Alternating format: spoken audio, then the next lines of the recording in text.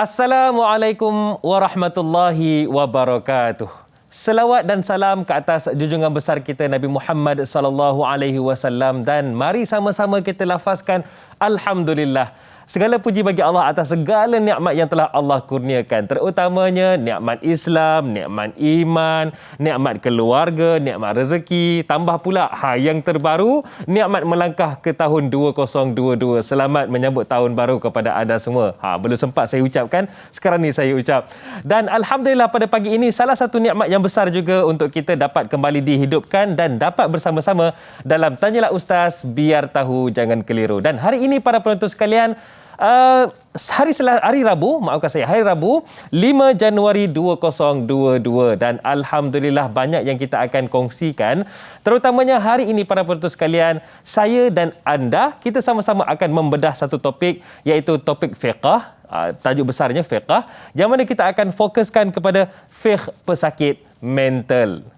Para penonton sekalian, kita semua sedia maklum dalam masyarakat kita yang rakyat Malaysia juga, terutamanya yang berjumlah 30 juta lebih ni, ada juga wujud dalam kalangan masyarakat kita yang ada masalah mental, ataupun kita letakkan mereka ini dalam satu golongan, iaitu pesakit mental. Cumanya pada pagi ini kita nak fokuskan bagaimana hukum hakam.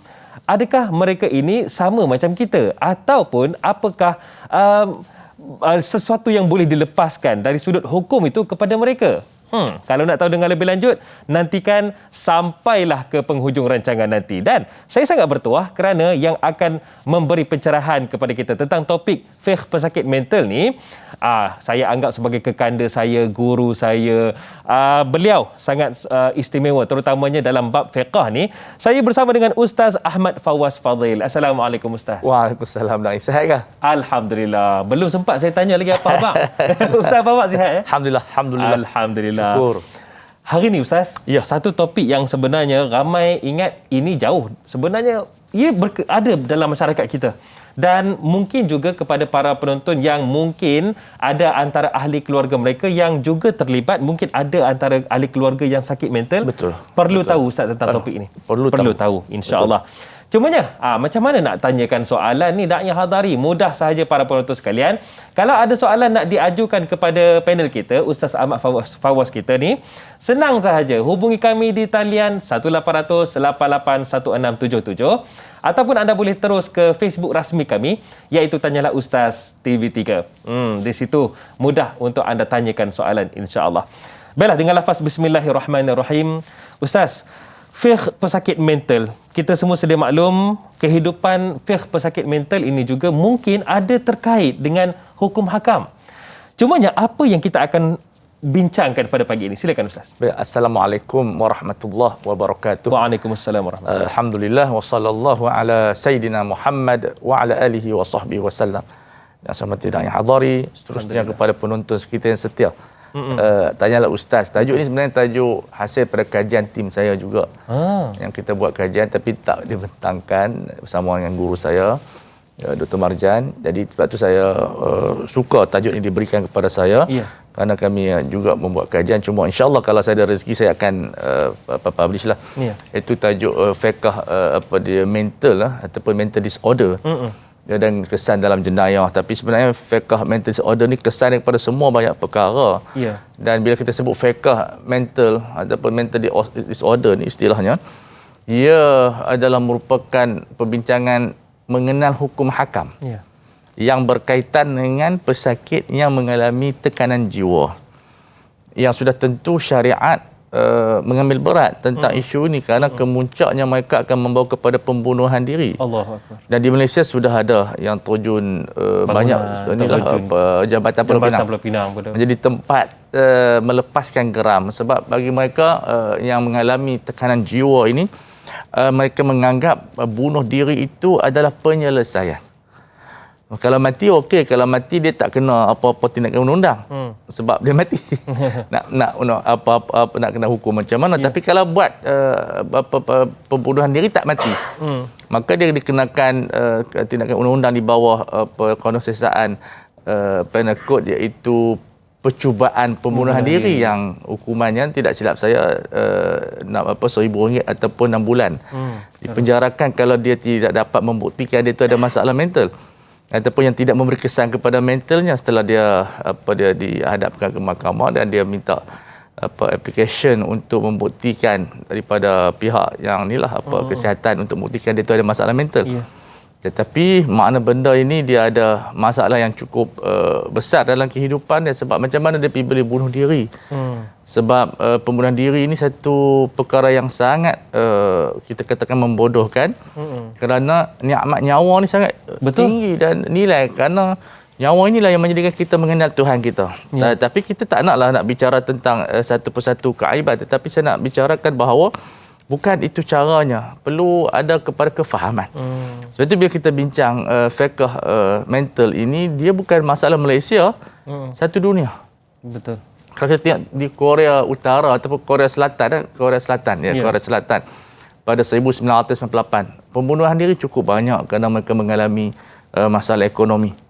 Tapi mereka cuba merawat, jadi kurang jugalah kes tu.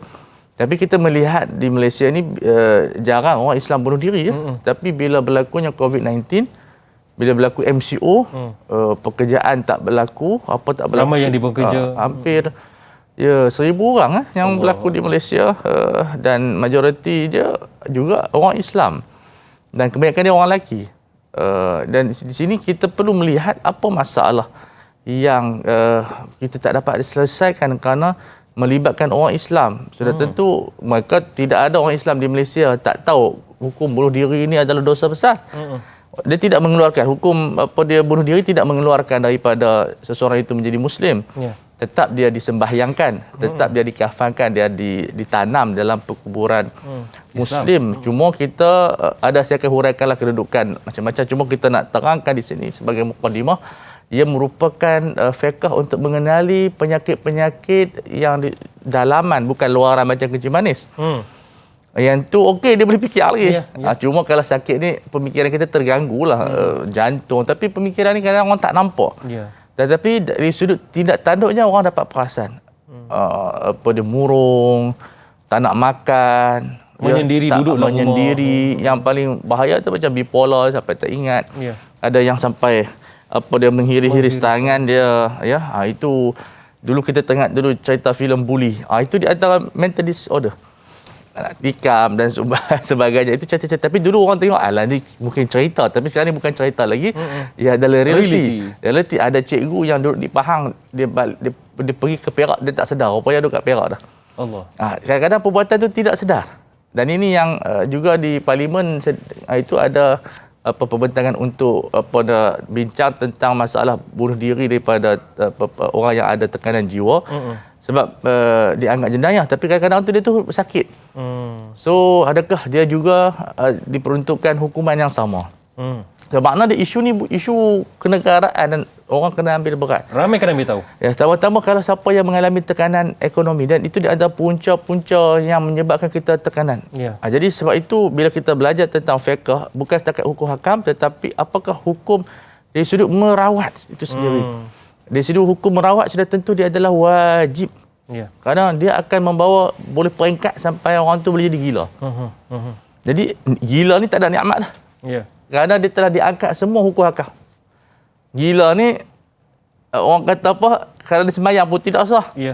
Dia masuk Islam pun tak sah. Dia dah terlepas lah daripada hukum hakam. Tapi masalahnya kalau dia buat dosa sebelum tu, hukum yang lama-lama dosa tu dia masih kekal. Dia remain lagi. Tapi masalah dia. Tapi tak seronok lah. Dia akan menyebabkan penjagaan, kos penjagaan keluarga akan meningkat. Risiko. Kemudian kepada pusat-pusat rawatan. Mungkin dia akan dihantar ke Tanjung Rambutan. Kalau dia berbahaya kepada keluarga, bukan setakat dia membahayakan diri dia, tetapi membahayakan orang lain. Dan ini apa makna dia. Sebab itu kita bincang tajuk hari ini supaya orang sedar, kita ada juga penyakit di sana. Sebab di sana orang anggap penyakit ni penyakit sihir. So dia pergi jumpa ustaz. Ustaz pun jampi lah. Dia melompat atas atap. Ni hantu besar ni. Tak tahu jin-jin apa. Tapi sebenarnya itu kita saya akui ada di sana gangguan jin sihir, tetapi tak semua. Dia bukan kebanyakan kehidupan kita ni adalah sihir. Tapi saya pun tak tahu kenapa di Malaysia ni banyak kita detect ia adalah sihir. Sedangkan dia adalah penyakit mental disorder. Syaitan memanglah dia ganggu bila kita sakit lemah, syaitan tu ganggu lah. Tapi dia bukan sihir, tak ada orang hantar pun. Tetapi kita mengalami tekanan, mungkin faktor yang pertama genetik. Ada keturunan. Jadi keturunan ni nak buat macam mana? Dia mesti ada pengaruh dalam kehidupan dia. Maka ibu bapa yang melihat anak dia mungkin nampak pelik, kan? Dia tak nampak macam kanak-kanak yang normal. Jadi kita kena bagi jumpa dengan doktor. Sana rawatan boleh detect daripada awal. Jadi dia boleh dirawat. Mungkin terlampau cepat marah. Jadi dia stres. Asyik stres. Tak ada masalah apa pun. Kecil-kecil apa yang masalah? Tiba-tiba stres macam orang tua-tua. Jadi kita tengok kalau di Amerika ada budak sampai umur 10 tahun pun bunuh diri. Dia stres dengan ibu bapa bergaduh. Tapi kalau kita ikut budak-budak ni, ibu bapa bergaduh, biar dia lagi. Sebab budak-budak dia suka main. Tapi di sana ada pengaruh-pengaruh yang menyebabkan budak-budak ni melakukan tindakan yang dia cuba membunuh diri dan seumpama dengan dia. Maka itu gambaran fiqh yang akan kawal pesakit-pesakit yang mengalami tekanan pada dalaman dan tindakan dia. Dia akan memberi kesan kepada keluarga. Mungkin dia rotan anak dia pukul bini dia tak sedar masa tu. Dan di sana ada akta pula keganasan rumah tangga. Tiba-tiba dia pula dihusung masuk penjara dalam keadaan dia tidak sedar. So ini di antara benda yang perlu kita tahu dan juga melibatkan hukum ibadat, dari sudut taharah dia, daripada sembahyangnya, daripada puasanya, daripada haji. Tiba-tiba jadi nama dia naik tabung haji. Macam mana? Dia dalam tak sedar. Kan? Jadi macam mana dia naik ihram? Jadi ada kesan yang cukup banyak sampai kepada jenazah, sampai kahwin. Dia nak kahwin. Tapi dia tak sedar siapa yang nak terima nikah dia. Berapa banyak orang dia boleh kahwin? Adakah dia boleh menjadi saksi? Dalam muamalat dia nak pergi jual beli, dia tak sedar. Dia beli satu kedai. Dia beli satu kedai. Siapa nak bayar? Dia kata, tak apa, saya ada duit. Padahal dia bayangkan dia ada duit, dia tak nampak. Dia hanya nampak bayang-bayang dia ada duit. Jenuh pak dia nak bayar. Jadi ini di antara mukadimah yang saya ingin terangkan. Nanti insya-Allah kita akan lanjutkan lagi. Tapi kita nak terangkan di sini bahawa mental disorder, tekanan jiwa merupakan isu negara dan isu dunia. Saya terfikir juga betul juga bagaimana kalau tiba-tiba seorang tu asalnya normal. Ketika dia sakit mental, katanya saya mewakafkan harta saya sepenuhnya. Sudah. Susah. Mati. Tak apa Ustaz, insya-Allah kejap lagi kita akan kupaskan lagi ya. Baiklah para penonton sekalian, banyak yang kita akan bincangkan pada pagi ini. Dengar mukadimah pun rupa-rupanya besar dan luas apa yang kita akan bincangkan pada pagi ini. Terus bersama kami Tanyalah Ustaz, biar tahu jangan keliru.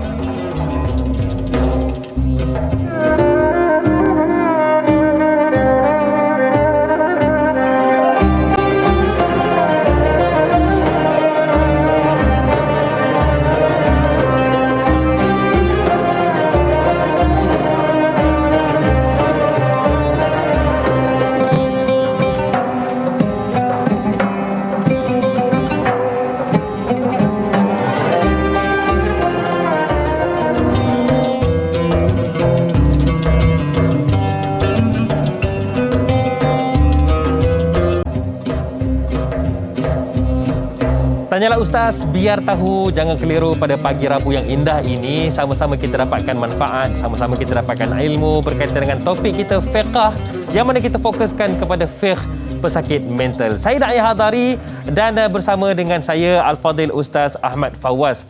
Baiklah Ustaz, tadi Ustaz sudah cerita secara mukadimah, secara awalannya apa yang kita akan bincangkan. Saya sukalah sebab apa bila kita lihat rupa-rupanya perbincangan kita ni luas. Ya, betul. Termasuklah dalam bab rawatan itu sendiri. Cuma sebelum kita pergi dengan lebih jauh, ada soalan daripada Mak Etun di Facebook ni. Cantik soalannya. Silakan. Katanya, Assalamualaikum Ustaz Da'i. Waalaikumsalam. Soalan beliau yang pertama, adakah pesakit mental ataupun mental illness ni dikategorikan sebagai hilang akal mengikut hukum fiqh? Yang kedua, adakah masih wajib membuat segala amal ibadat? Seterusnya, sekiranya terjadi kes bunuh diri, adakah dikira berdosa? Silakan Ustaz. Baik, dalam kajian saya bersama dengan tim rakan-rakan, kami bahagikan penyakit mental illness ini, penyakit mental ni kepada 3. Ada yang mengangkat taklif. Maknanya bila dibuat rawatan memang dia hukum macam orang gila. Memang tak sedar. Buat test pun dia tak faham apa. maka itu gugur. Hukumnya macam persis orang gila. Ada yang dia tak tahu keadaan dia. Kadang-kadang gila, kadang-kadang okey. Ya. Itu kita tengok hari yang dia okey, maka dia diwajibkan apa-apa ibadat kepadanya. Hari yang tak okey, maka digugurkan. Tetapi waktu dia tak okey tu kena qada balik tak? Macam sembahyang dia, puasa memang kena qada lah. Kalau orang haid pun kena qada, bila dia sedar dia kena qada balik. Kalau orang perempuan lah. Apa nama dia, zakat tak ada kesan. Ya. Zakat ni orang gila, kata orang gila sendiri pun kena bayar zakat. Budak-budak pun kena zakat. So sebab zakat dia tidak terikat dengan hukum taklifi. Ya. Dia terikat dengan hukum wadai. Apa maksud hukum wadai? Bila ada nisab dan haul, ada sebab, ada syarat, kena tunaikan. Walaupun itu budak baru 1 bulan, tapi dalam akaun dia ada 100,000, so kena bayar. Hatta pelajar, kadang bayar PTM, pelajar mana yang ada dapat pinjaman, kalau dia ada dalam akaun simpanan dia 20,500, maka dia kena bayar zakat. Walaupun dia dapat melalui hutang. Okey, ataupun dia dipanggil sebagai satu beasiswa. Ya. Sebab zakat tidak melihat kepada orang, dia melihat kepada kewujudan harta dan cukup haus setahun. So ini di antara benda yang tidak memberi kesan. Tapi yang ketiga, dia tidak memberi kesan kepada akal. Dia hanya tekanan was-was. Dia belum sampai kepada orang kata apa, tidak sedar. Setelah kita melakukan pemeriksaan, yang tu semua hukum terlibat. Dia lebih hukum orang macam orang mabuk lah. Orang mabuk ni apa nama dia, walaupun dia tidak ditaklifkan, tapi ada sebahagian hukuman dikenakan kepadanya. Kalau dia bunuh orang, kita kena qisaskan dia, sebab dia bunuh tu hasil daripada dia pergi minum. Ya. Jadi tapi walaupun dia tinggi sikit daripada mental ni ada banyak peringkat. Ada peringkat macam orang perempuan Moyan. Bukan dia bunuh dia bunuh anak dia. So dia orang kata dulu pelesik kacau. Kata Kecayaan dulu. Kalau seorang tu dia beranak, kita kena jaga dia, kena letak jarum. Itu juga ialah khurafat-khurafat yang apa nama dia tidak berdiri di atas dalil. Makna dia sebab dia kata pelesik, dia suka cari orang yang beranak ni. Sebenarnya kita tak nafi gangguan syaitan. Ya. Tetapi ditentukan pelesik itu, dan gangguan tersebut sebenarnya bagi pandangan saya dia bukan, tak ada pelesik dalam kehidupan kita. Itu mungkin cerita filem Mak Lampir, zaman cerita dulu. Tetapi jin tu wujud, cuma kita menjenamakan dia. Makna yang ganggu orang beranak nama dia pelesik. Yang ganggu orang nama dia Pontianak.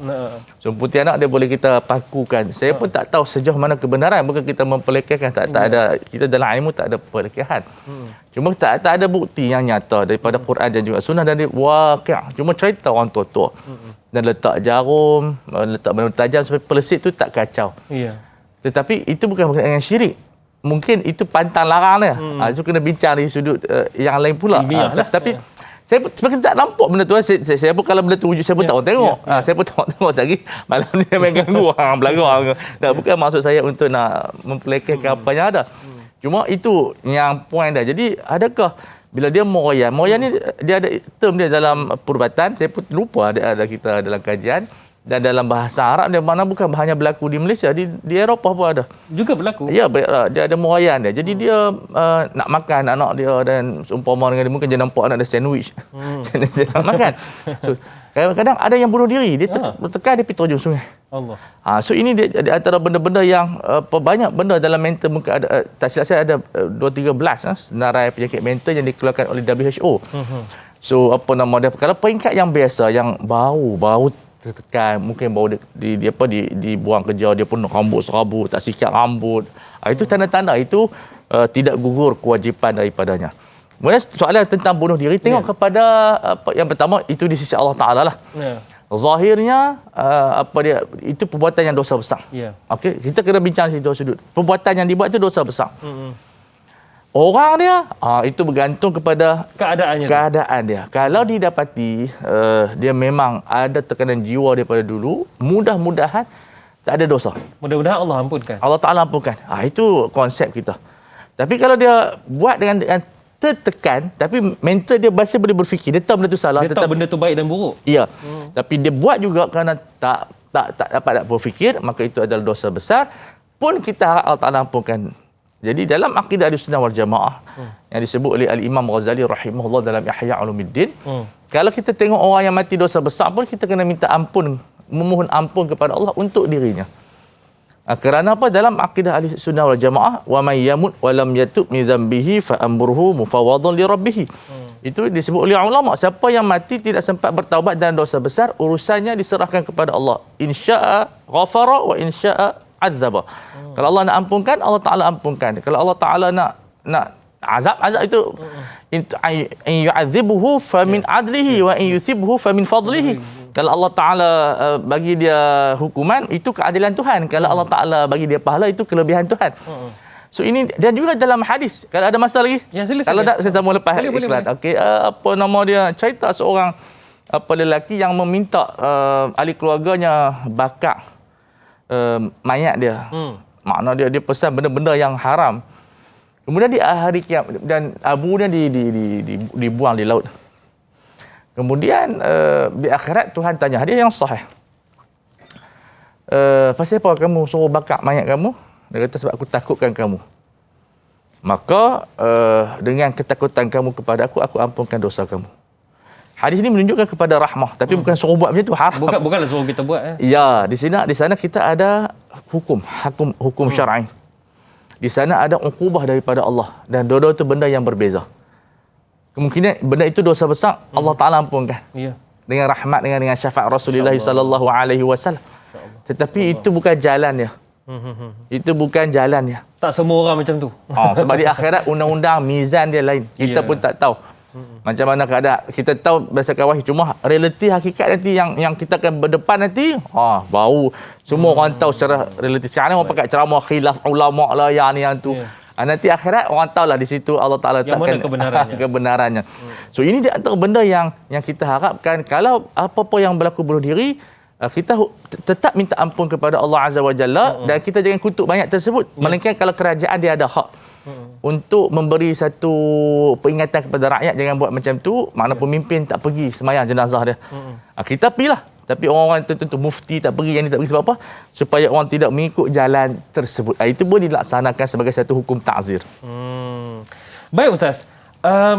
Kita nak cerita dengan lebih lanjut kejap je lagi. Betul. Bagaimana yang dikatakan sakit mental tu mengikut Islam. Semuanya kejap je lagi Ustaz, ya. Boleh. Sebab kita ada pemanggil di talian ketika ini. Kak Yat. Silakan. Dari Rawang. Nur Hayati Ismail. Assalamualaikum. Waalaikumsalam, Da'i Hadari. Apa khabar Kak Yat? Selamat tahun baru. Selamat tahun baru. Alhamdulillah, sihat ajanya. Da'i pun sihat, Alhamdulillah, ginilah Kak Yat. Okey Kak Yat, apa soalan kepada Ustaz? Silakan Kak Yat kita. Kak Yat nak cerita pengalaman sikit. Okey, baik, silakan Kak Yat. Silakan. Pengalaman Kak Yat, macam Ustaz kata tadi tentang gila meroyan. Sebenarnya Kak Yat pun nak tanya tentang gila meroyan. Kita sebenarnya ikut pantang larang orang tua dulu, dia kata ikat rambut cekang-cekang tu Ustaz. Supaya jangan angin masuk. So, jadi kita tak adalah kita. Pengalaman Kak Yat lah. Lepas tu kadang orang berpantang ni dia terlalu stres bila tengok anak menangis. Lepas tu kadang suami pun tak layan. Jadi mungkin tekanan perasaan tu juga Ustaz. Pengalaman Kak Yat lagi satu Ustaz. Kak Yat pernah pergi dulu Tanjung Rambutan. Bukan Kak Yat masuk Tanjung Rambutan. Tapi ada keluarga kerja kat situ lah. Kak Yat tengok dia setengah pesakit tu Ustaz. Dia dukung baby dia Ustaz. Mungkin tekanan perasaan menyebabkan dia jadi orang kata gila Ustaz. Dan lagi satu Ustaz, tentang tidur selepas asar Ustaz. Boleh tak Ustaz kaitkan sikit tentang boleh menjadikan kita gila? Dan kadang orang kata kita jangan cakap orang tu gila selama 40 kali. Nanti gila betul Ustaz. Lepas tu lagi satu pengalaman, Kak Yat pernah semayang solat di sebelah tirai lelaki. Dia angkat takbir tu tak tahu sampai berapa kali. Allahu Akbar, Allahu Akbar, Allahu Akbar. Adakah itu juga dikira tekanan mental Ustaz dan was-was dalam solat ni Ustaz? Itu saja soalan Kak Yat Ustaz. Terima kasih. Assalamualaikum. Waalaikumsalam warahmatullahi wabarakatuh. Ini realiti. Ya, tapi bagi saya Kak Yat, sebenarnya dalam perawatan untuk orang yang bersalin ini perlu di-enhancekan, dikembangkan kepada teknologi, ya. Kita tak boleh bergantung kepada sistem-sistem lama yang tidak ada pembuktian. Betul. Walaupun benda itu kita nampak tak ada apa-apa, tetapi sebenarnya kita perlu ada innovation sebenarnya dalam pantang. Berapa hari kena pantang, takkan kena 1 hari. Mungkin dia stres tu sebab lama sangat. Nak makan tu tak boleh sebab kita terlampau banyak pantang sampai tak boleh nak makan apa. Itulah yang kalau kata ikat rambut tu betul ke? Tak betul apa pun. Ikatlah rambut macam mana pun. Nak buh dye ke, nak buh hair color ke, boleh, itu tak ada masalah sebab pantang-pantang sebenarnya dia merupakan testimoni, maknanya pengalaman seseorang. Mungkin dia ada penyakit, dulu dia memang ada penyakit mental, kemudian ada beranak lagi tertekan. Lepas suami tak layan tu, kadang-kadang memanglah hari-hari 100 hari dah nak layan kan, hari-hari kan. Tapi itu juga sebagai faktor juga. Tetapi sebenarnya sebab itu untuk bersalin mesti ada persediaan mental. Sebab kalau tidak ada persediaan kefahaman untuk bersalin, sebab itu kena ada ikut kursus doktor, ilmu. Jangan macam tu saja pengurusan dan seumpama dengannya. Dia perlu ada ilmu untuk menghandle. Jadi dia tidak boleh macam menyerah kepada takdir. Okey, kita ada rawatan. Kalau masa mengandung ada masalah, kita ada jumpa pakar dan seumpama dengannya. Ada masalah apa, dia ada ubat dia ada macam-macam pendekatan yang dia boleh bagi semangat. Mungkin dia diceraikan ketika itu. So dia boleh dirawat dengan pertolongan keluarga dan seumpama dengannya untuk menyelamatkan baby tersebut dan juga diri dia yang lebih penting tersebut. Jadi semua amalan-amalan orang tua yang ada di zaman dulu, bukan saya suruh hapuskan, tetapi bagi saya adalah benda-benda itu bercanggah dengan fakta sains. Sebab benda ni adalah kesihatan, dia tidak melibatkan urusan wahyu. Dia melibatkan urusan kajian yang ada di zaman moden. Kalau contoh kita kata kajian sains menyatakan pantang hanya 40 hari, dalam tempoh tu dia boleh makan ayam, dia boleh makan daging, dia boleh minum air ais misalnya. Air ais masih didebatkan lagi, boleh tak orang yang pantang boleh minum air ais? Kan? Takkan sikit pun tak boleh. Tapi kita tanya juga pendapat doktor, boleh tak saya nak minum air ais? Kalau 40 hari tak bagi dia minum, stres kawan tu. Jadi sebenarnya kita sendiri yang menstreskan. Budaya-budaya mengikat dengan pantang-pantang ni sebenarnya ma anzalallahu biha min sultan. Tetapi bukan kita menolak semua pantang. Ada pantang yang baik. Sekiranya dibuktikan dengan fakta. Jadi kita macam mana? Kita nak bawa masyarakat kepada suhulah, kepada fasiliti, kepada kemudahan. Itu yang pertama yang kita nak ulaskan. Yang kedua berkenaan dengan was-was itu sebahagian daripada mental juga. Tapi dia tidak menjejaskan solat. Jadi ulama buat macam mana? Dia boleh ikut mazhab lain. Contoh dia katakanlah dalam mazhab Syafi'i, dalam kitab I'anatul Talibin, orang tu dah takbir banyak kali macam mana Kak Ayat kata. Dia boleh ikut mazhab Hambali ataupun Hanafi, iaitu dia niat sebelum takbiratul ihram. Sebab yang payah itu ialah dia kena niat serentak dengan takbiratul ihram tu. Itu yang susah tu yang. Dia nak tangkap tu. Nak niat lillahi ta'ala tak sampai tu. Itu panjang. Ganggu habis satu orang. Ada yang terkejut pun ada. Kan? Usalli fardal maghrib. Allah. Dia kita sebelah pun terkejut. Jadi dia buat apa? So itu di antara yang rawatan ulama dia bagi apa? Dia panggil untuk ilaj was-wasah ini. Kita bagi dia niat sebelum takbir. So sebelum takbir dia niat saja aku sembahyang fardal maghrib, 3 rakaat ikut imam, Allahu akbar. So tak ada masalah. Sampai peringkat dia dah okey, dia ikut balik mazhab Syafi'i. So itu di antara rawatan fiqh yang membantu penyakit was-was. Sama seperti mengambil wuduk. Upang sampai setengah jam. Dah maghrib nak habis ni. So macam mana? Dia niat dan tidak niat kira sah. Sebab dalam mazhab Hanafi dia tidak wajibkan niat. So kita untuk nak merawat dia, sebenarnya dia niat dah. Cuma dia kita nak bagi sedapkan hati tak apa. Mazhab kita kata ada ulama kata sah tak niat pun. So dalam tempoh untuk rawatan sampai dia kembali confident, yakin dan sebagainya, maka dia boleh ambil wuduk. Dia niat sekali lah. Sama ada mandi wajib, mungkin mandi wajib jadi 30 jam, jadi 2 jam 3 jam. Kalau mandi di sungai tu nampak ikan dan buaya lah. Air sungai pun habis. Jadi itu di antara rawatan kepada mereka, dan was-was tidak memberi kesan kepada hukum taklifi secara amnya. Pengalaman saya sendiri lah Ustaz, saya pernah pergi dijemput ke satu surau tu, pernah jumpa seorang tu, ialah Allah berikan ada kelebihan hikmah di sebalik apa yang berlaku tu. Dia sentiasa membetulkan sejadahnya, sedangkan imam dah nak rukuk dah, dia dah betul lagi sejadah. Siapa? Dia was-was. Katanya tak tepat. Itu kiblat. Kiblat tu. Bab kiblat ini Da'i Hadari banyak orang salah faham. Dia kiblat ini kalau kita terkalih sikit, sebab kita ijtihadi, kalau terkalih sikit, selagi mana tak berpaling daripada dada, masih sah. Kata kiblat kita menghadap begini, kita sengit sikit, masih sah. Sebab dada kita masih menghadap kiblat. Sebab yang membatalkan itu dia panggil berpaling daripada sadri. Berpaling habislah Bukan daripada kepala. Jadi kalau masih ada dada menghadap itu masih lagi sah. So mungkin dia belajar mesti menghadap begitu maka dia was-was. Jadi janganlah kita. Cuma kita ingat kepada guru-guru lah, jangan terlampau syadik. Kadang-kadang cara mengajak guru tu dia terlampau bagi takut. Dalam bentuk punishment. So student ni dia baru belajar, dia takut sentiasa. Betul. Mesti pembelajaran tu dalam bentuk santai, relax, memudahkan urusan.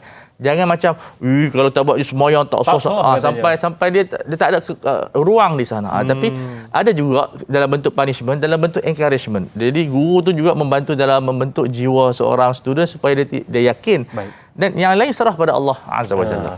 Baik, kejap lagi Kak Yat ada tanyakan tadi, tidur lepas asar. Adakah ia juga boleh menyebabkan sakit mental? Tapi kejap lagi Ustaz ya. Boleh. Kalau nak tahu jawapannya, nantikan selepas ini. Tanyalah Ustaz, biar tahu, jangan keliru.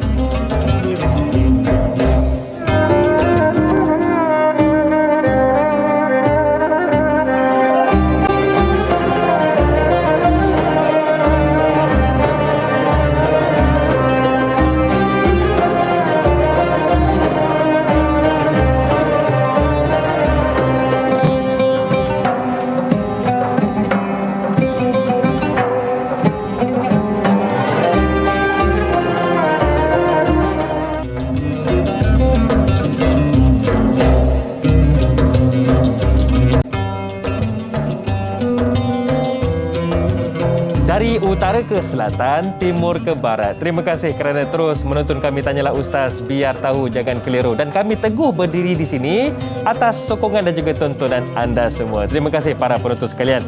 Dan Alhamdulillah bersama dengan Ustaz Ahmad Fawaz dan juga saya Da'i Hadari.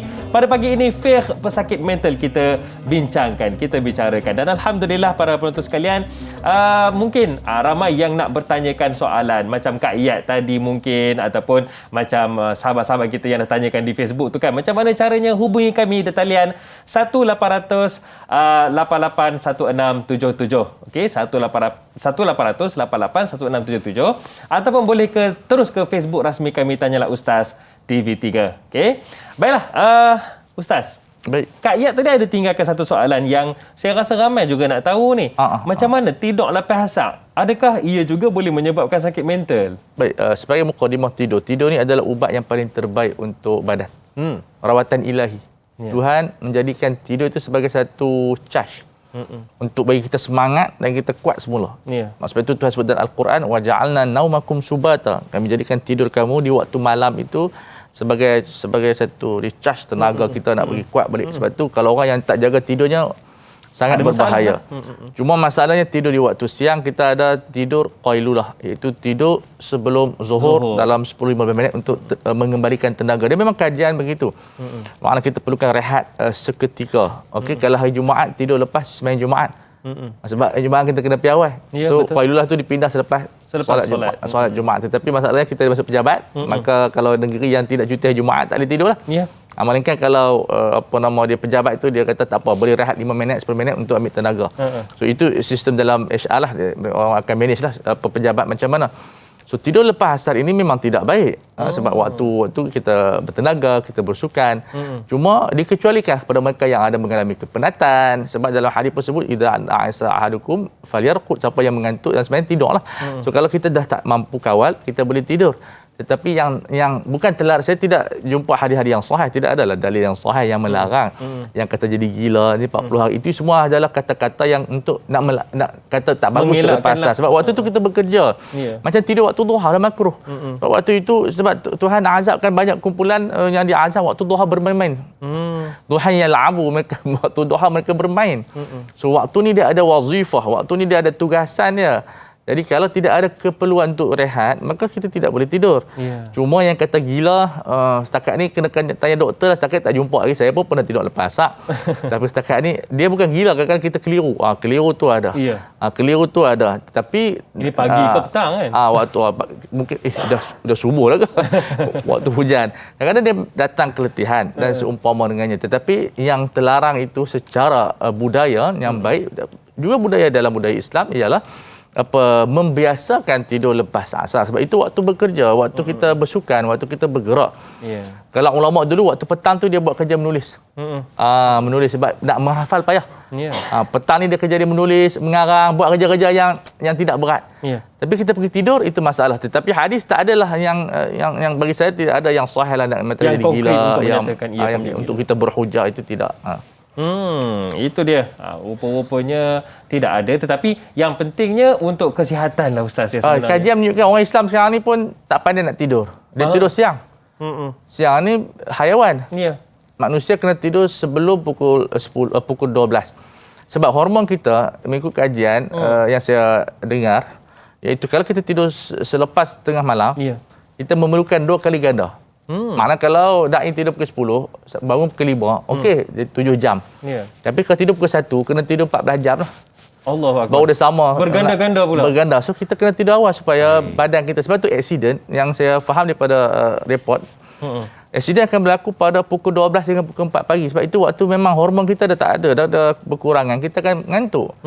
So bila kita drive tanpa rehat waktu siang, kalau kerja pilot pun sebab tu mereka kena tidur. Mereka tidak boleh bawa kapal terbang lebih pada 9 jam. Mereka mesti cukup rehat.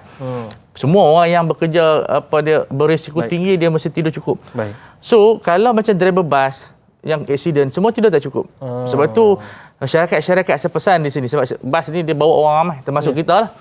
Dan dia, kalau accident bukan dia seorang kena, yang semua kena, yang tepi-tepi pun kena. Termasuk lori. Pastikan kalau boleh benda ni di-enforcementkan dalam bentuk undang-undang. Kalau pihak berkuasa segi pengangkutan, iaitu mereka tidak boleh bawa bas lebih daripada 9 jam. Sebab kajian menunjukkan pekerjaan yang lebih daripada 9 jam dia akan membawa kepada kemusnahan balik, dia tidak memberi kebaikan. Hatta mufti, saya di Darul Ifta dulu, kami diberi latihan hanya boleh menjawab fatwa sehari 9 jam saja. So kalau kita masuk pejabat pukul 8 sampai pukul 4 atau nanti mental kita pun akan, sebab kalau pukul 6 kita jawab, orang tanya kita marah dah. Kita dah penat. Betul. Kemudian orang tanya, mampu payah haram lah. Cuma masa tu kita tak layan. So makna dia, termasuk doktor, saya cadangkan pada kerajaan, doktor-doktor yang mengalami tekanan jiwa, stres dan accident di tepi jalan, semuanya tidak cukup tidur. So perlu disusun. Maknanya kalau mereka ada on call, siang tu mereka kena cukup tidur supaya mereka dapat dia kawal hospital. Sebab malam-malam on call dia pun seorang je. Satu ward, bukan ramai, mereka seorang. Kadang-kadang itu yang kadang-kadang berlaku negligence, kecuaian sebab mereka tak ada tenaga. So makna dia kepada keprihatinan dalaman insan ini perlu di-enhancekan. Kerana kalau misalnya syarikat bas tamak, satu driver bawa 24 jam sebab nak jimatkan kos. Tetapi akhirnya tu dia, bas tu di ujung sana. Mati 40 orang.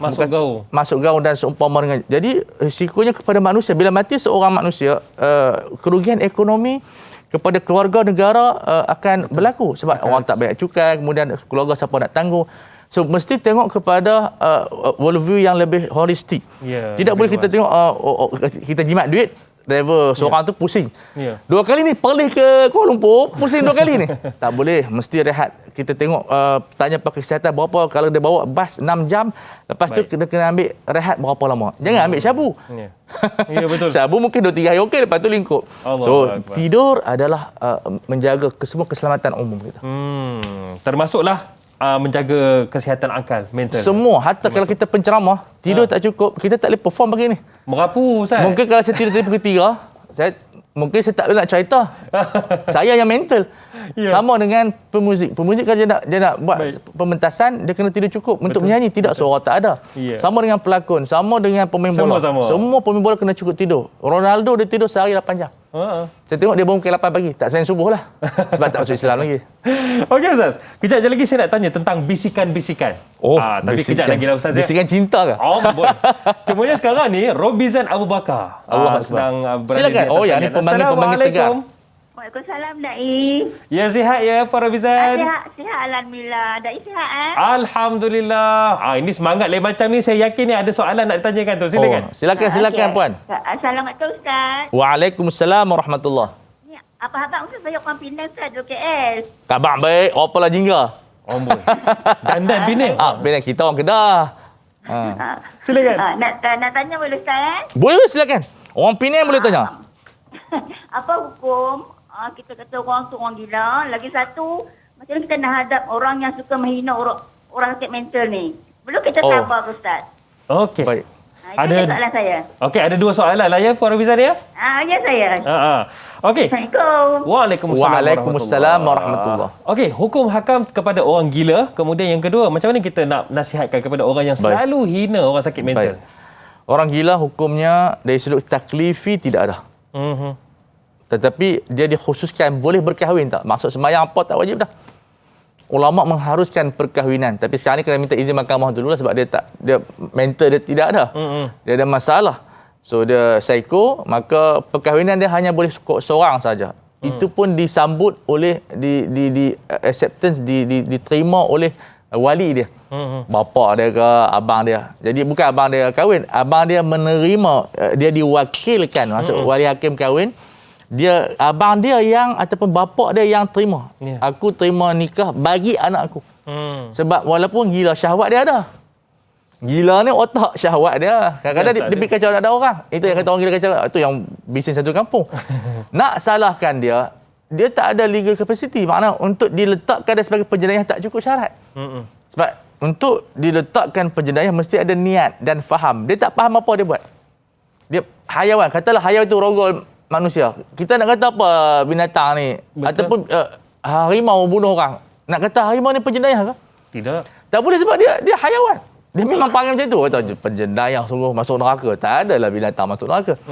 Jadi mereka keadaan sedemikian. Tetapi ada peruntukan-peruntukan yang terlibat dengan mereka seperti zakat. Kena perhatikan orang gila terlibat dengan zakat. Terlibat dengan perkahwinan dan jenayah ada undang-undang dia sudut bukan dia berdosa tapi perlu ditakdib. Sebab itu orang gila tak dihukum tapi ditakdib. Tapi cuma istilah kita dia ada kanun dan sebagainya.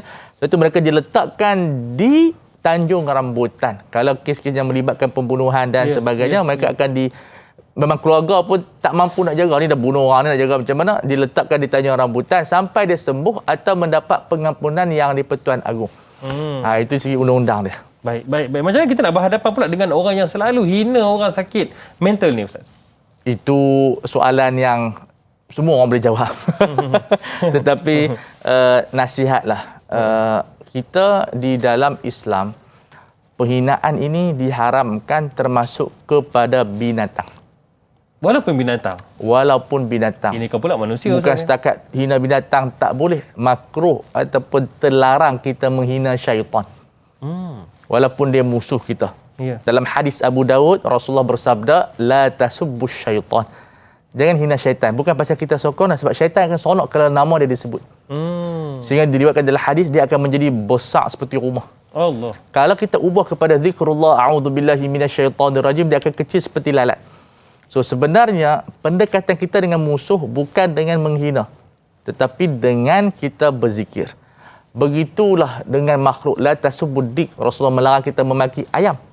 Dalam hadis yang lain, la tasuburrah, jangan maki angin. Dalam hadis yang lain menyebut la tasabuddar wa ana dahru. Dalam hadis kursi, jangan maki masa sebab aku ni pencipta masa, kata Tuhan. Sebab tu syair Imam Syafi'i ni kata apa? Na'ibuz zamana wal aibu fina wa ma li zamani aibun siwana. Kita kutuk zaman tapi bukan zaman yang aib. Yang aib tu kita. So jangan kutuk orang gila, kita yang bermasalah. So orang macam ni perlu dirunding, perlu dinasihat dengan baik, perlu dibincang oleh masyarakat supaya mereka faham.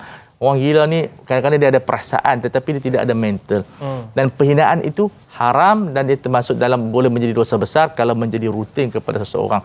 Dan nasihat ini dengan pelbagai cara, bukan dengan satu sahaja. Kita boleh berbincang dengan dia. Kalau kita sebagai ketua kampung, kita boleh nasihat dia. Menggunakan orang yang dihormati itu sangat penting dalam menasihati orang sebegini. Kalau kita dia tak hormat, kita jangan nasihat dia, rugi masa. Cari somebody yang boleh nasihat dia seperti tokoh, seperti mungkin mak dia. Kalau mak dia tak hormat, kita cari jiran-jiran, kawan-kawan dia supaya dapat mengurangkan. Sebab menghina masyarakat begini, dia akan menyakiti hati keluarga dia. Betul. Dan saya fikir juga mungkin setiap pihak perlu bekerjasama, terutamanya mungkin ada kempen kesedaran. Dia sebenarnya dulu kalau kita tengok anak-anak istimewa pun ada penghinaan. Tetapi bila ada public awareness, kesedaran umum, orang dah mula hormat. Orang yang penyakit Down syndrome, penyakit-penyakit yang istimewa ini, dulu orang masih bertanya pasal apa dia tak boleh berjalan. Jadi menyebabkan budak tu stres, keluarga pun stres. Malu nak jumpa kawan-kawan. Nak Tetapi, bawa ke umum. Umum. Tapi sekarang ni public dah ada satu kesedaran umum. Orang dah mula menghormati, kementerian pun ada ruang untuk mereka Lakukan sesuatu. jadi benda bagi saya, sebab tu saya dalam kajian saya mencadangkan macam orang OKU boleh jadi imam dalam masjid seperti orang yang buta. Dia hanya penyakit buta. Kita boleh lantik dia menjadi imam yang kedua, yang ketiga, supaya kita memberi ruang kepada mereka ada tempat dalam masyarakat. Tapi sekarang ni masyarakat dah mula berlaku kesedaran, jadi peluang-peluang pekerjaan boleh diberikan kepada mereka untuk menyara kehidupan dia sendiri kalau tak dapat menyara semua. Baik, termasuklah apa yang kita lakukan pada pagi ini dalam Tanyalah Ustaz, kita bicarakan fiqh tentang fiqh pesakit mental. Baik Ustaz, soalan tentang bisikan tu kejap je lagi. Boleh Ustaz ya, kita simpan dulu. Simpan. Kepada anda semua, jangan ke mana-mana, nantikan Tanyalah Ustaz. Biar tahu, jangan keliru.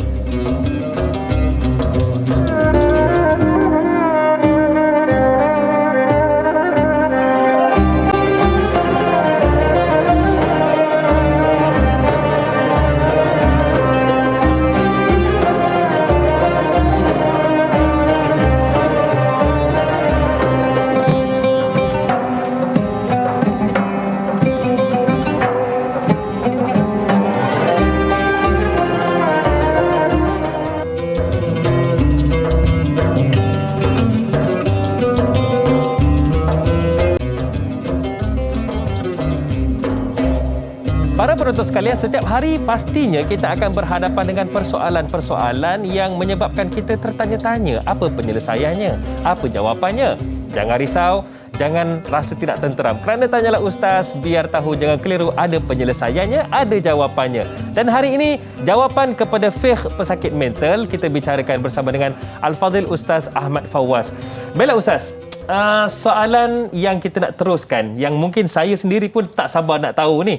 Soalan daripada Hana Wancik di Facebook ni. Katanya, Assalamualaikum Ustaz dan Da'i. Waalaikumsalam. Apakah disebabkan gangguan halusinasi ataupun mungkin bisikan-bisikan, kemurungan atau disebabkan faktor genetik yang akan mudah terjadi kepada individu kita kategorikan sebagai penyakit mental? Yang kedua, bolehkah pesakit mental mendapat bahagian dalam harta pusaka dan faraid?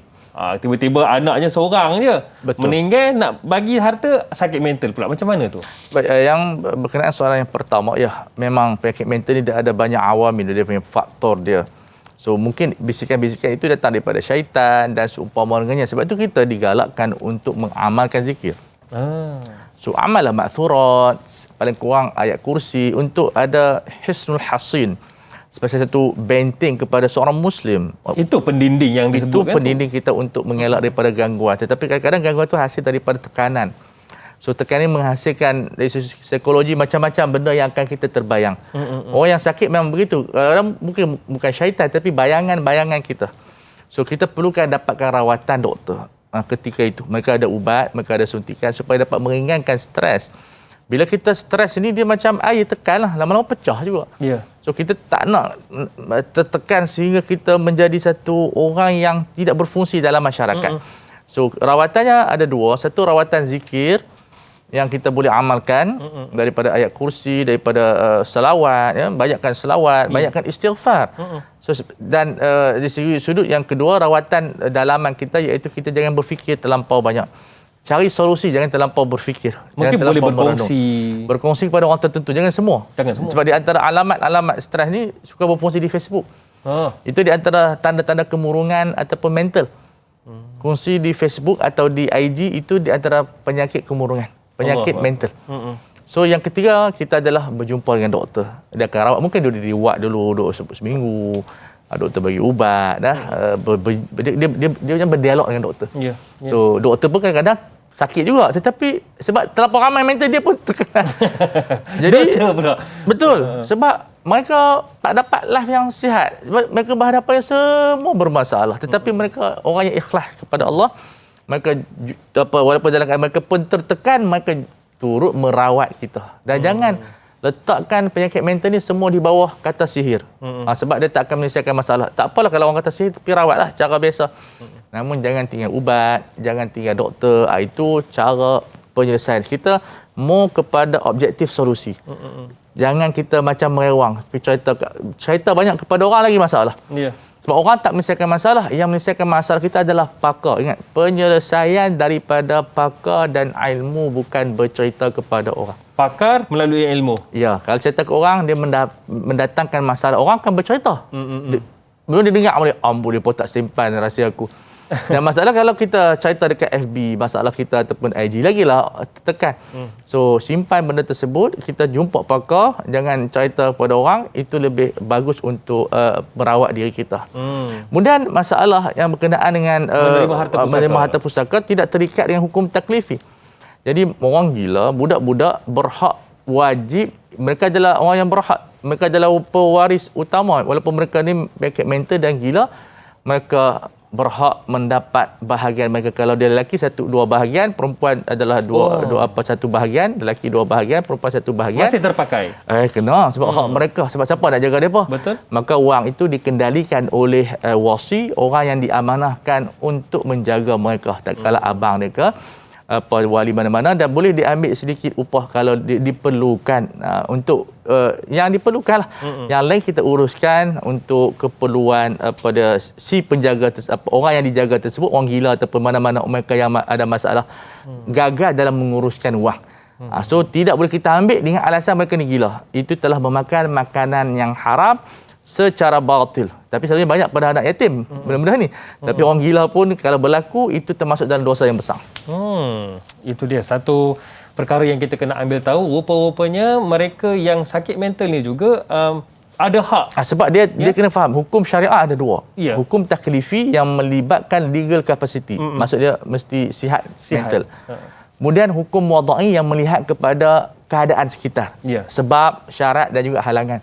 Melihat kepada apa-apa punca, melihat kepada alamat-alamat seperti dia tu manusia, dia anak, maka anak tu adalah sebab kepada dia menerima harta. Melainkan halangan seperti dia murtad ataupun dia membunuh. Ya.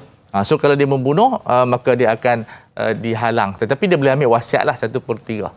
So ini maknanya pengendalian pengurusan ini sangat penting agar kita tidak menzalimi orang lain. Baik.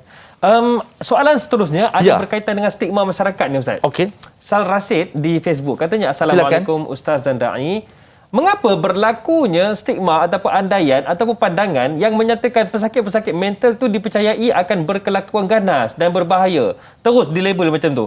Yang kedua, apakah kesan antara energi rawatan Islam dan psikiatri kepada pesakit mental tentang rawatan Islam? Yang pertama berkenaan dengan dia bukan kepercayaan, tetapi naratif yang berlaku, penghujungnya mereka akan bertindak ganas. Dan ini berdasarkan pengalaman isteri. Suami kalau isteri ganas pun dia boleh tepih, dia ada kuntau. Ya, betul. Tapi kalau lelaki dia mengamuk, itu susah sikitlah. Ya. So itu kebanyakan, bukanlah semua orang, tapi mungkin puan yang bercakap dengan orang yang dia tidak ada ilmu, maka dia kata begitu. Tapi kalau kita bercakap dengan pakar penyakit mental ini, dia ada stage, dia ada layer dia. So tidak semua dia akan bertindak ganas. Tengok kepada stage penyakit dia lah. So itu bagi saya, siapa yang ada masalah mental, cepat-cepat buat laporan di pusat kesihatan, pergi jumpa supaya doktor boleh pantau dia dan boleh tahu kadar kesihatan. Sebab dia ada ubat. Ubat penenang dan seumpamanya. Kalau dia tinggal ubat tu, dia jadi pengganas lah. Bukan pengganas yang bunuh orang tu, dia akan mengganas tanpa dia sedar. Dan itu berisiko kepada anak dia, berisiko kepada keluarga sekeliling dia. Termasuk mak dia.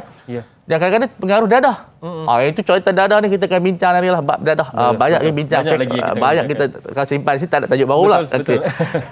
Kemudian yang kedua berkenaan dengan sinergi rawatan Islam dengan psikiatri. Sebenarnya istilah rawatan Islam, pemisahan rawatan Islam dengan psikiatri ini, dia merupakan pemisahan yang tak tepat, istilah begitu. Sebenarnya psikiatri pun adalah rawatan Islam. Cuma dia telah menjadi satu istilah. Bila rawatan Islam tu dengan jampi. Sebenarnya dalam buku fiqh medik saya menyatakan semua rawatan perubatan moden adalah rawatan Islam. Betul. Kerana Islam yang menyuruh kepada merawat. Tadawau ya ibadallah. Merawatlah wahai hamba-hamba Allah. Jadi kalau kita, sebab apa? Bagi saya pemisahan rawatan Islam dengan rawatan hospital itu akan menyebabkan negatif kepada tindakan masyarakat. Kerana mereka yang pergi ke jumpa ustaz, dia tak nak pergi hospital dah. Sebab dia faham bahasanya adalah itu rawatan alternatif.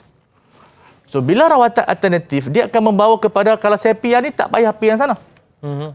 Sebab itu bila saya pernah berforum dengan perubatan Pakar-pakar lah. homopati, dia bercampur semua. Mereka menyatakan yang tepatnya daripada inilah presiden-presiden mereka, kami bukan rawatan alternatif. Tapi kami adalah komplement, melengkap di antara satu sama lain. Walaupun datang kepada kami, tetap kena pergi hospital. Yang tu yang kita kena bawa masuk ke dalam masyarakat supaya jangan tinggal doktor di hospital. Dan saya lebih suka kalau kita namakan semua adalah rawatan Islam supaya orang akan pergi. Sebab orang Islam ni dia terpengaruh dengan kalimah tersebut. Itu di antara kempen-kempen. Bila sebut tak apa kami dah pergi rawatan Islam dah. Makna rawatan Islam bukan hanya tertumpu kepada tradisional, kepada jampi, dan itu dituntut. Jampi sebahagian dari mungkin dia boleh mempengaruhi 30% dalam dalaman kita. Tetapi kita nak pergi juga ke jumpa doktor kerana itu sebahagian daripada tuntutan tawakal. Itu dia sangat penting, tuntutan tawakal. Baik Ustaz, kejap je lagi saya teringin nak tanya berkaitan dengan pengurusan emosi dan juga pengurusan mental. Yang mana kalau tak diuruskan boleh menyebabkan sakit mental. Betul. Cumanya pengurusan dalam cara Islam tu. Kejap je lagi Ustaz ya. Baik. InsyaAllah. Baiklah, kita akan tutup dulu di TV3 dan akan ada sambungan Tanyalah Ustaz selepas ini di TV9. InsyaAllah nantikan selepas ini dan terus bersama kami. Tanyalah Ustaz, biar tahu jangan keliru.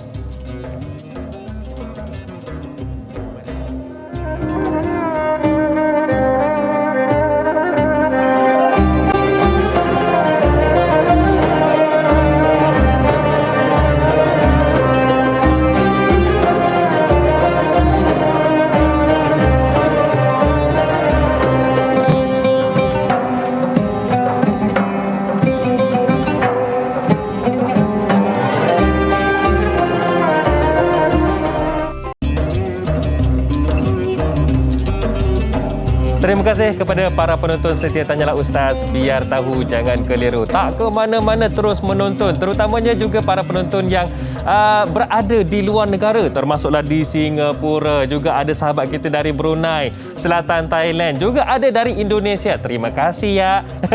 Tanyalah Ustaz, biar tahu jangan keliru. Pagi ini alhamdulillah bersama dengan Ustaz Ahmad Fawaz Fadil, kita bincangkan tentang fiqh pesakit mental. Tapi sebelum kita nak sambung perbincangan kita, para penonton sekalian, saya wakil bagi pihak produksi Tanyalah Ustaz dan juga TV3 nak mengucapkan kepada anda semua, nak berpesan kepada anda semua supaya terus berjaga-jaga, terutamanya kepada mangsa banjir. Pastikan anak-anak tidak bermain dengan air banjir, kemudian terus berada di kawasan yang selamat, dan kalau boleh terus dapatkan info yang sahih mengenai perkembangan semasa, termasuklah berkenaan dengan bencana alam iaitu banjir ini. Mudah-mudahan selamat sentiasa hendaknya, insya-Allah. Baiklah Ustaz, kita nak sambung perbincangan kita tentang fiqh pesakit mental ni. Ada soalan yang cantik daripada Sazziatul Sidik. Oh, silakan. Okay. Katanya, Assalamualaikum. Waalaikumsalam. Bagaimana hukumnya bagi mereka yang mempunyai masalah mental dalam melakukan kesalahan sehingga mengakibatkan kematian pun ada dan kecederaan pada individu? Adakah apa hukumnya? Adakah mereka dilepaskan macam tu sahaja? Silakan Ustaz. Baik, dari segi syariah memang mereka tidak ada dosa. Tetapi perlu ditakzir ataupun ditakdib sebagai pengajaran kepada orang lain, kepada keluarga supaya menjaga, dan kepada dia sendiri untuk merawat. Dari sudut undang-undang sivil dalam penal code, mereka mesti dibuktikan melalui keputusan daripada pengakuan daripada pihak kesihatan dia ada masalah mental illness. Dia berkeluar surat dia ni masalah kesihatan. Dan dia akan dilepaskan, tetapi akan diletakkan di Tanjung Rambutan. Di bawah pemerhatian. Yang Tanjung Rambutan. Kalau di pemerhatian ni kalau di luar lah. Di Tanjung Rambutan memang duduk dalam tu lah. Sehingga sihat atau diampunkan oleh Yang di-Pertuan Agong. Itu dia punya bentuk hukuman dia. Sebab kalau duduk di luar dia akan berbahaya. Keluarga pun dah sampai bunuh, main siapa nak jaga. Jadi dari sisi syariah pun tak jauh beza apa yang disebut oleh undang-undang kanun kesesaan kita. Boleh tengok 343 tak salah kod panel section 343 dan juga 344 dan 343 dalam masalah yang disebut sebagai unsound mind. yang disebut dalam release of person of unsound mind pending investigation or trial. Jadi boleh tengok di situ penal code, kita boleh tengok apa perbahasan secara mendalam lah. Tapi itu dia punya secara ringkasnya diletakkan dalam Tanjung Rambutan sehingga diampunkan oleh Yang di-Pertuan Agong. Katalah keluarga mangsa, adakah mereka boleh meminta ganti rugi daripada keluarga si pelaku yang sakit mental tu? Bukan setakat perlu, dia memang hak mereka. Kerana mereka telah menjadi keluarga kepada mangsa. Jadi segi syariahnya kalau melibatkan kematian, keluarga tersebut kena bayarlah ganti rugi yang disebut sebagai 100 ekor unta sebagai diat. Tapi undang-undang tu tak ada peruntukan di mahkamah syariah. Undang-undang bunuh tak ada dalam peruntukan mahkamah syariah. Dan di mahkamah sivil tak ada dia orang kata ruang ataupun enactment yang meletakkan hukuman kepada diat. Tetapi pampasan mungkin ada. So mereka boleh dapatkan pampasan dan boleh yang pertama itu kena mohon maaf lah. Kena mohon maaf kepada keluarga mangsa. Itu mesti satu kewajipan dan duit itu sebagai satu benda yang boleh menghilangkan kemarahan mereka. Sebab walaupun dia gila siapa tak jaga. Jadi memang kena setiap nyawa yang terkorban mesti ada pampasan atau ganti rugi. Itu benda yang makruf di kalangan ahli syariah. Saya rasa elok juga nanti satu masa nanti kita kena buat topik khas untuk bab itu. Kan? Betul. Itu jenayah dan ganti rugi. Betul, jenayah dan ganti rugi. Baik Ustaz, nampaknya Haji Omar dari Pekan Pahang sekarang ni. Pahang hebat. Ni pemanggil setia kita di talian kita kini. Assalamualaikum. Waalaikumsalam warahmatullahi wabarakatuh. Dari dan Ustaz Fawaz Fazil, saya Omar Abdul Majid. Silakan. Dari Cini Timur 3 Pekan Pahang. Assalamualaikum Ustaz dan Da'i. Waalaikumsalam. Tak banjir ke? Tak banjir ke Haji Omar? Itulah, banjir macam mana? Banjir tu ada masih lagi lah, tapi tidaklah besar sangatlah. Haji Omar selamat lah. Alhamdulillah. Alhamdulillah, tu boleh call tu. Ya, jadi soalan saya begini Ustaz ya. Ya, silakan Haji. Masa dah suntuk. Jadi soalan saya begini Ustaz. Kadang-kadang kita melihat, dan saya sendiri pernah melihat sakit ni di Hospital Bahagia ya, dan saya bercakap dengan beliau sendiri. Dan beliau kata, dia ni bukan sakit, dia kadang-kadang je Ustaz. Kadang-kadang dia hilang ingatan. Dia tak ingat apa yang dia buat. Jadi soalan saya, apakah yang kadang-kadang ni, contohnya kalau masa dia tak ingat tu dia bunuh orang, contohnya dia pukul orang. Jadi dan apabila dia elok, dia tak ada apa pula masalah, dia ingat balik apa yang dia takkan buat pada macam tu, dan dia kata dia tak gila pun. Jadi masalahnya Ustaz, apakah orang yang hilang sekadang-kadang, hilang ingatan dan melakukan perkara-perkara yang tak sepatutnya, dan apabila dia dia dah elok, tak ada apa masalahnya. Apakah dia ini juga tergolong yang dikatakan dimaafkan kerana perbuatan yang dilakukan itu tidak disengajakan, ataupun masa dilakukan itu dia telah hilang ingatan seketika Ustaz, bukan sentiasa. Itu soalan saya Ustaz dan Da'i. Selamat tahun baru kepada Ustaz dan Selamat Da'i. Tahun baru. Ya, terima kasih banyak. Assalamualaikum. Waalaikumsalam. Dia Haji Omar ni kalau dia cakap macam nak menangis, tu kita sedih. Tapi soalan dia bagus, terbaik. Macam mana Ustaz? Saya pun fikir juga teman, macam mana ya, sekejap sedar, sekejap tak sedar. Bila tak sedar, dia lakukan kesalahan. Bila sedar, saya buat ke? Saya minta maaf lah. Saya tak sedar. Ini awak nak bagi tahu. Pasal perak tu. Silakan Mika. Jadi dalam masalah ini dipanggil sebagai gila yang sekejap-sekejap. Di segi fiqh, memang masa betul-betul dia tak betul masa tu, dia tak ada dosa lah. Tapi tetap dia kena hukuman. Seperti saya sebutkan, dari sudut penal code, kalau kesesaan, pendakwa raya akan dakwa lah sebab dia bunuh. Dia sendiri yang akan memohon, dan kalau dia dapat pengesahan daripada pihak kesihatan, dia ada masalah mental tadi, unsound mind tersebut ataupun mental disorder, dia ada masalah mental, maka lawyer dia akan menggunakan untuk mempertahankan dia. Baik. Makna sebab dia lihat pada rekodnya. Tapi pendakwa raya akan dakwa dia lah. Yang saya dapat maklumat daripada pakar, jadi makna pendakwa raya akan melaksanakan. Jadi surat itu hanya valid untuk lawyer dia lah. So dia lawyer dia yang akan pertahankan di mahkamah, sama ada dia sedar atau tidak sedar. Kalau didapati dia, sebab ini dipanggil capital, masalah yang besar, masalah capital punishment yang melibatkan pembunuhan. So dia ada dua kes. Kalau kes yang macam cedera tak mati, mungkin dia boleh diringankan hukuman dan seumpama dengan, tapi ini kes pembunuhan. Dia sendiri yang kena membuktikan dia tak sedar. dengan permohonan dan dia tapi dia akan ditahan dulu, macam mana pun ditahan, tak silap saya sebulan. Dia kena tahan dulu. Dia kena tahan dulu, bukan duduk di luar. Jadi kalau ada surat kepada kesihatan yang menunjukkan dia itu ada masalah mental, maka dia memanglah tidak dikenakan hukuman gantung lah.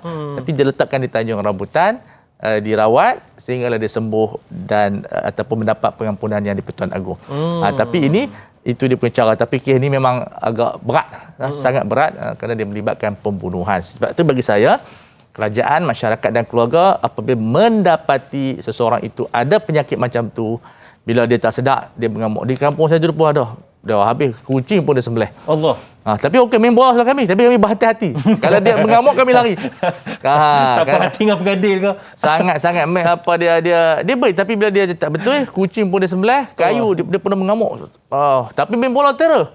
Itu pengalaman saya yang berhadapan. Tetapi nasibnya kes bunuh tak ada lagi lah. Tapi kalau orang kena pukul itu adalah juga. Tapi makna kami sempat lari lah. Ada mengamuk, dia ambil kayu dan seumpama dengannya. So keluarga perlu peka dan kerajaan dan juga masyarakat perlu peka isu ini supaya saya sebutkan tadi, satu, kehilangan nyawa akan rugi kepada kerajaan, kepada pusat zakat, kepada anak, kepada isteri, kepada masyarakat, kerana manusia yang hidup di Malaysia ni dia ada pendapatan dia ada sumbangan dia. Mati seorang yang menyumbang kepada negara sangat memberi kesan kepada negara memberi kita. Kesan. Banyak ruang dan juga banyak sudut, Ustaz. Betul. Okey Ustaz, kejap lagi saya nak tanya tentang amalan kepada orang yang sakit mental ni. Baik. Kejap lagi Ustaz ya. Baik. Silakan. Apakah soalannya dan apakah jawapannya, nantikan selepas ini. Terus bersama kami. Tanyalah Ustaz, biar tahu jangan keliru.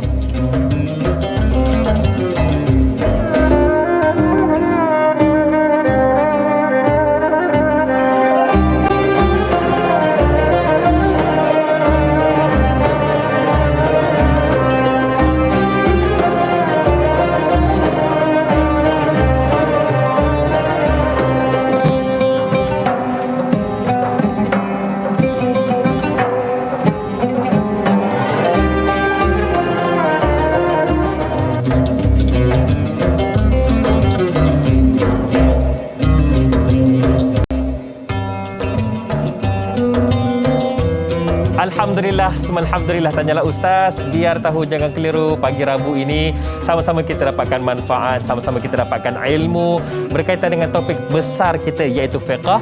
Kita tumpukan kepada fiqh pesakit mental, dan kepada yang mungkin sekarang ni dah sampai ke tempat kerja tapi masih lagi belum tamprin tu kan, masih lagi duduk dalam kereta, ataupun mungkin ada yang sedang menonton hari ni tak ke mana-mana, kerja pula dari rumah. Alhamdulillah, terima kasih menonton Tanyalah Ustaz, biar tahu jangan keliru. Saya nak anjurkan kepada anda semua untuk dapatkan pahala percuma. Macam mana tu Da'i Hadari? Mudah aja ke abang. Yuk dengan Yung oi. Senang saja, tekan butang kongsi ataupun dengan izin share di Facebook kami tu, siaran langsung kita ini, untuk juga tontonan, menjadi tontonan orang lain. InsyaAllah dapat juga manfaat kepada sanak saudara, jaga kenalan kita kan, insyaAllah.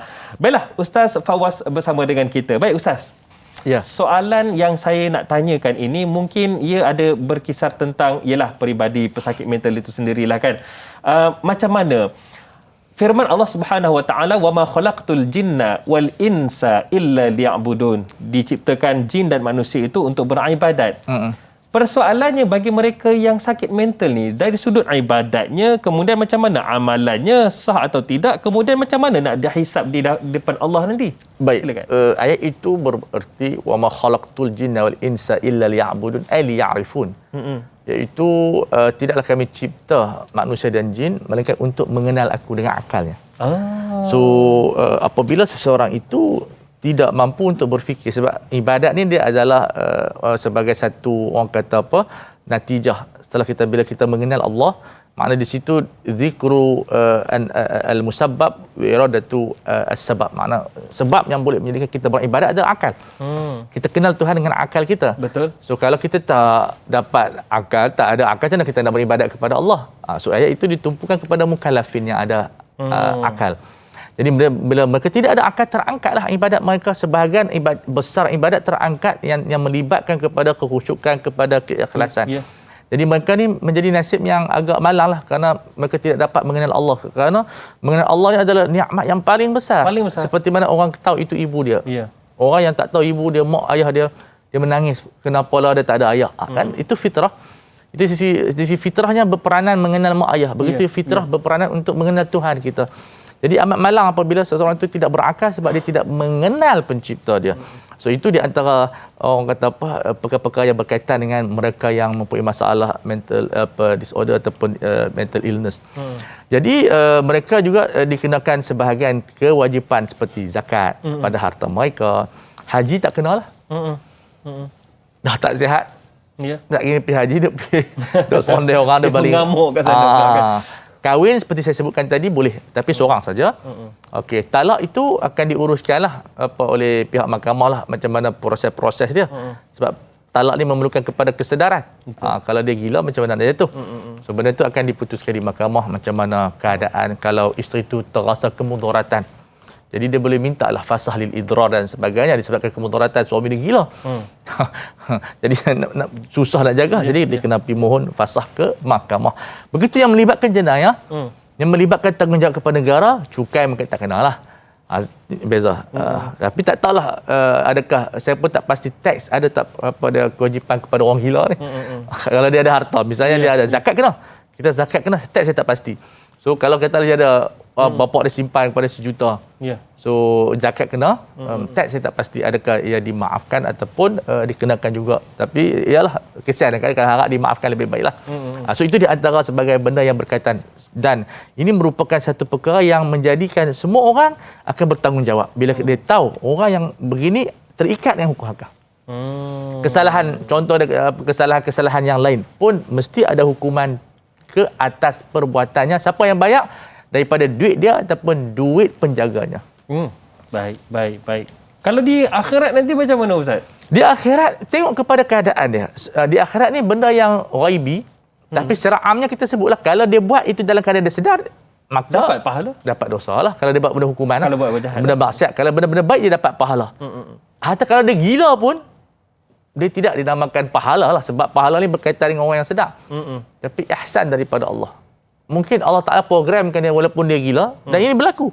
Dia sembahyang tetapi semua tidak sah. Dia azan. Betul. Jadi tidak sah. Pernah saya nampak depan mata. Jadi dia tidak sah tetapi rahman Allah Ta'ala ini luas. Allah Ta'ala yang sebenarnya Karim. Al-Karim idza wa'ada anjaza wa idza au'ada afa.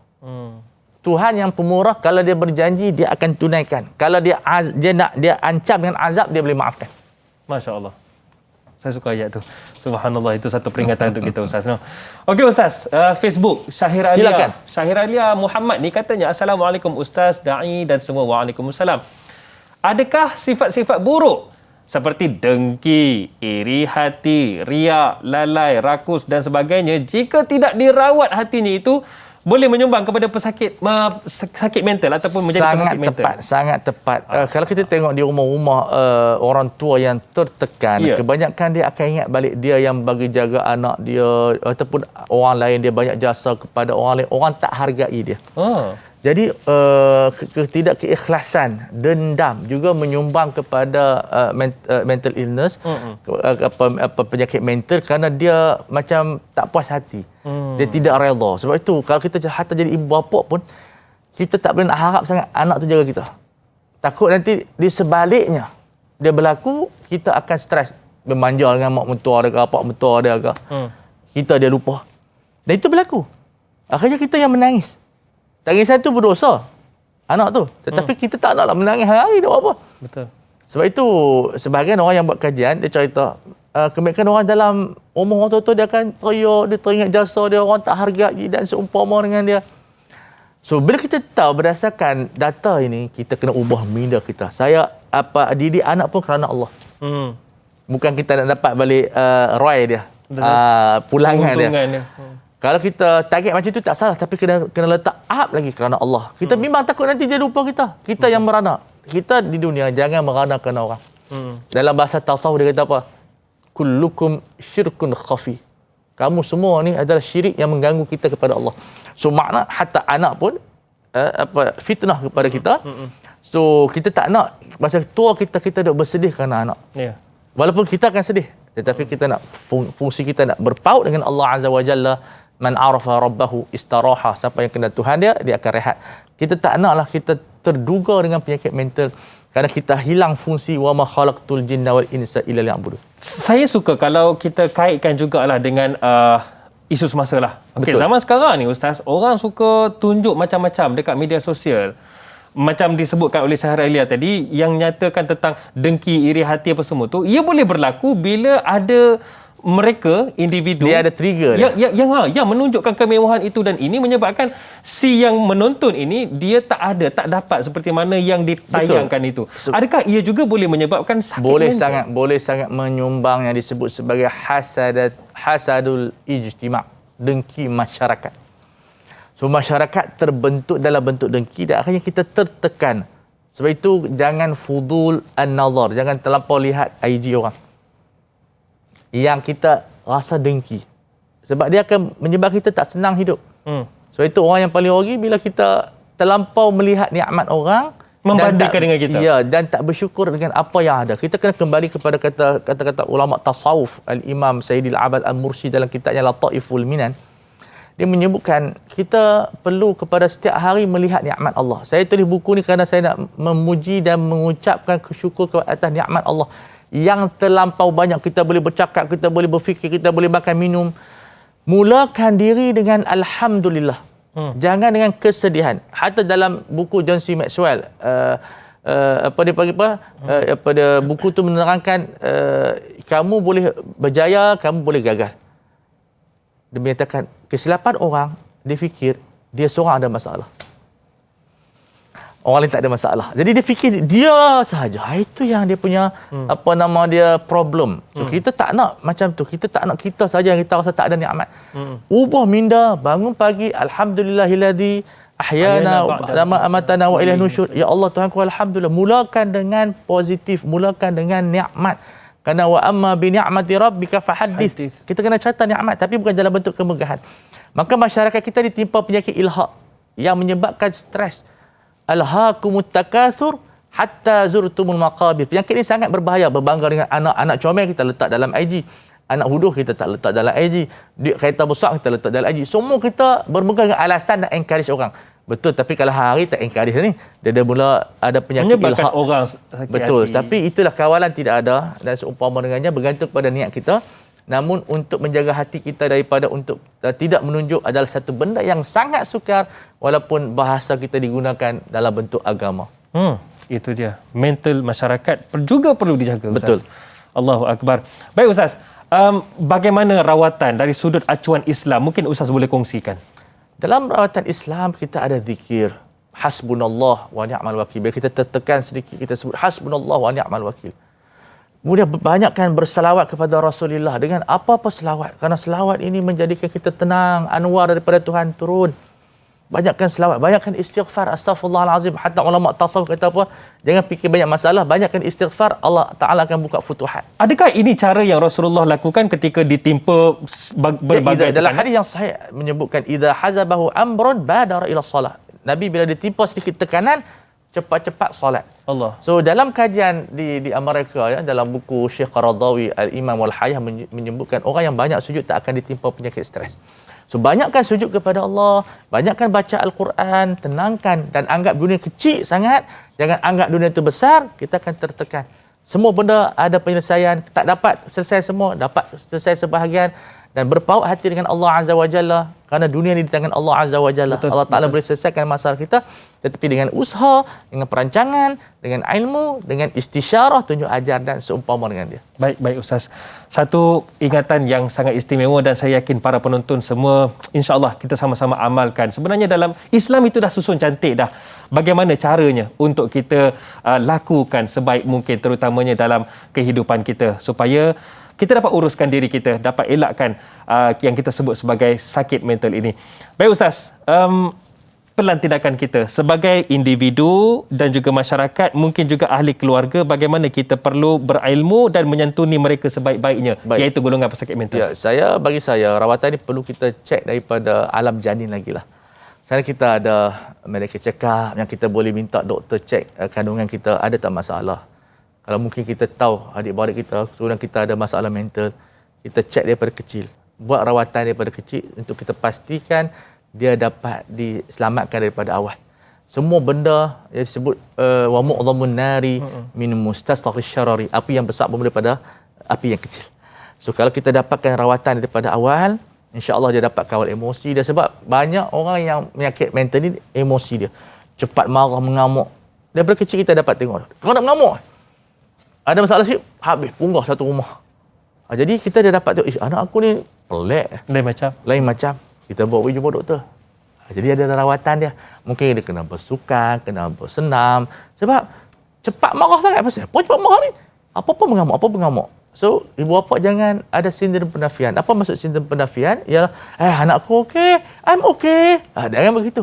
I'm okay, nak kita nanti besar kita susah, kita yang susah pula. So, kita dapatkan rawatan, kita cek apa masalah. Ada masalah tak doktor? Jadi doktor yang akan memberi kesan. Yang kedua, kita ada latihankan sembahyang, zikir. Ya, latihan yang menyebabkan dia cinta kepada orang, ajar dia cinta kepada orang, ajar dia suka kepada kebaikan, suruh dia bersedekah. Jadi itu di antara benda-benda yang akan membentuk syakhsiah, sehinggalah dia sendiri akan jiwa ada minda. Lah. Minda dia sendiri akan menguruskan diri dia. Insya-Allah dia lebih cemerlang pada masa akan datang. Insya-Allah. Baiklah. Saya yakin ramai yang terjentik hati pada pagi ini untuk sama-sama kita mulakan kembali ataupun dalam bahasa orang putihnya reset balik jiwa kita Ustaz. Betul. Jadi mungkin doa daripada Ustaz. Silakan Ustaz. Apa-apa kita dengan doa sebagai senjata kita. Insya-Allah. Bismillahirrahmanirrahim. Alhamdulillahirabbil alamin wa sallallahu ala sayidina Muhammad wa ala alihi wasahbihi wasallam. Allahumma ati nufusana taqwaha wa zakkiha anta khairu man zakkaha anta waliyuha wa maulaha. Allahumma inna nas'aluka ilman nafi'a wa rizqan tayyiban wa amalan mutaqabbala. Amin. Allahumma arzuqna hubbaka wa hubba man ahabbaka wa hubba ma yuqarribuna ilaika. Rabbana zalamna anfusana wa illam taghfir lana wa tarhamna lanakunanna minal khasirin. Rabbana atina fid dunya hasanah wa fil akhirati hasanah wa qina adzaban nar. Wa sallallahu ala sayidina Muhammad wa ala alihi wa sahbihi wa sallama walhamdulillahi rabbil alamin. Terima kasih Da'i, terima kasih semua. InsyaAllah kita bertemu lagi. Baik, terima kasih kepada Al-Fadhil Ustaz Ahmad Fawaz Fadhil kerana kongsikan ilmu topik besar kita fiqh, iaitu fiqh pesakit mental. InsyaAllah nanti kita akan bersama lagi Ustaz ya. InsyaAllah. Terima kasih banyak-banyak. Sama-sama. Baiklah para penonton sekalian, jangan lupa esok bersama dengan sahabat saya Da'i Luqman Cap. Kita akan diskusikan sirah, iaitu kisah 25 Rasul, Nabi yang handsome benar, iaitu Nabi Yusuf alaihi salam. InsyaAllah nantikan esok bersama dengan Ustaz Zul Ramli Razali, insya-Allah. Baiklah, dalam kehidupan kita uruslah sebaiknya berpandukan apa? Al-Quran dan Sunnah. Insya-Allah berjaya dunia dan akhirat. Saya Da'i Hadari mohon permisi undur diri. Assalamualaikum warahmatullahi wabarakatuh. Waalaikumsalam warahmatullahi wabarakatuh. Syukran jazakallah. Terima kasih banyak.